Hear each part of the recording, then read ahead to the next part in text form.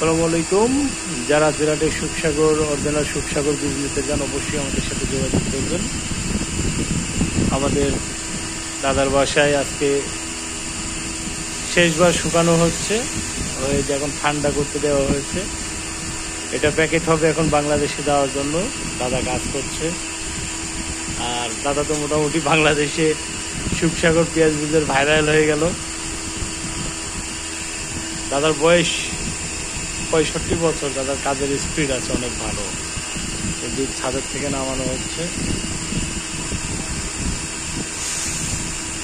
একেবারে পিওর যে বীজ, এটা মহারাষ্ট্রের না, এটা কোথাকার না, এটা জিরাটের সুখসাগর পেঁয়াজ বীজ। এটাই পাবেন আমাদের কাছে। অবশ্যই যাদের লাগবে যোগাযোগ করবেন। আপনার ফসল অনেক ভালো হবে এই বীজ দিয়ে পেঁয়াজ চাষ করলে।